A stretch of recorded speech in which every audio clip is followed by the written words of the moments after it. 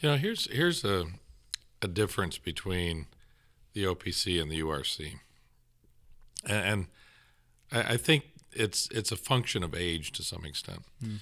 In the OPC, there are still some people around, very few, but some, that were there in 1936, who still remember those struggles and those fights, and it galvanized them. The URC, that struggle is much more recent. And when I go to a URC church, I get immediate access because I've got a Dutch last name. And that creates an instantaneous bond, and we begin playing Dutch bingo to find out who knows who. But there's also a sense that I remember from my childhood and my teenage years, the struggle going on between the conservatives and the CRC. I remember the issues. I remember the debates, partially because my father was deeply involved in a lot of those things. And when you've been through a struggle with another group of people, you're bonded to each other in a way that causes you to love and appreciate each other, even though you may have some disagreements. Now, as the OPC gets further and further away from our founding, that bond is somehow changing, I think. And, new people come in who knew not Joseph. And there's still fellowship, but there's a different quality to the bond that connects us because we haven't been through the struggle. Right. We haven't faced, the theological enemies that were trying to rule us out of order. And it's kind of going to be a new experience for the OPC as the last of those surviving original members are gone. And all we've got left is the memory of that. Having the memory is good, but having the experience is different. Now, everyone ought to know Dr. Strange is a tremendous historian, written several books. I mean, we've talked about the book on the active obedience of Christ, but his dissertation is also on the table because it's a subject of discussion at this conference, The Doctrine of the Spirituality of the Church and the Ecclesiology of Charles Hodge. But to get back to your point, Brian, I would like for you to speak about your denominational involvement and Presbyterial involvement. Yeah. You're archivist of the Presbytery. You're on the committee for the historian.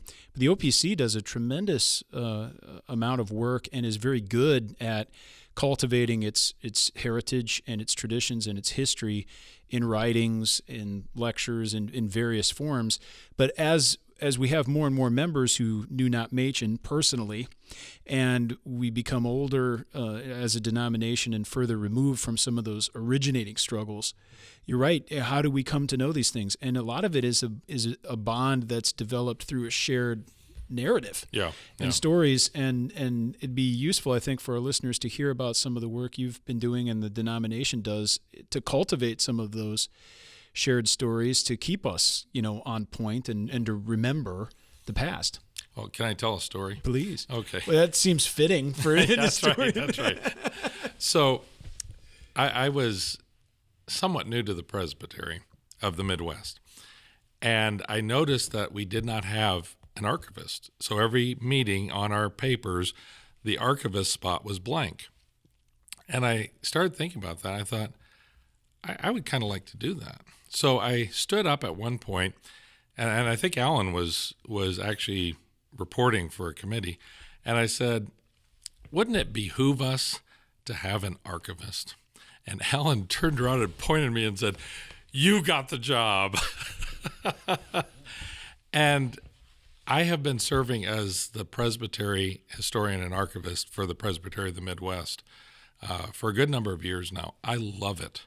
I love the story of our presbytery, partially because it goes back to the 1930s and the founding of our presbytery.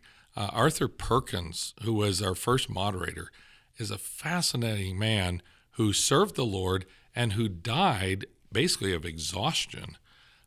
In the chair? No, not in the chair. Oh, what a way to go. But I want to die preaching. My wife's like, don't talk like that. I want to preach a sermon and finish, say amen, and fall over dead. Yeah. Right. But he died right I want to roll before somebody out of order. he died right before Machen did. And so his funeral was, wow. I believe, the weekend before Machen died. No. Yeah. The end of 36. Yeah. The end of it was like the 29th of December. But you hear his story, and he was canvassing the state of Wisconsin with the gospel, and was so zealous and got so much pushback from the PCUSA. And you start to dig into the stories of the history of this presbytery. It's just a gold mine of information. So then I was at a General Assembly, and there was an opening on the committee for the historian, and I was nominated and elected, and I've been serving on that. I think this is my third term now. And again, it's a bigger venue, so to speak. It's looking at the whole denomination, not just the Presbytery of the Midwest. But we take seriously our history and documenting it. So one of the things that I've been quite involved in recently is doing oral history interviews.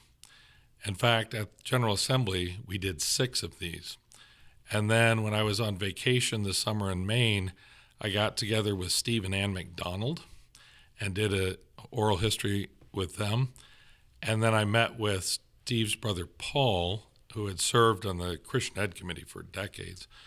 And just hearing these elderly saints telling the story of the early years and how the Lord used their churches and their pastors and the presbytery, it just fills you with a sense of appreciation for those people who have gone before us, who have suffered really for the sake of the gospel, and who really were devoted to Christ in a way that kind of puts a lot of us to shame, Yeah. I think.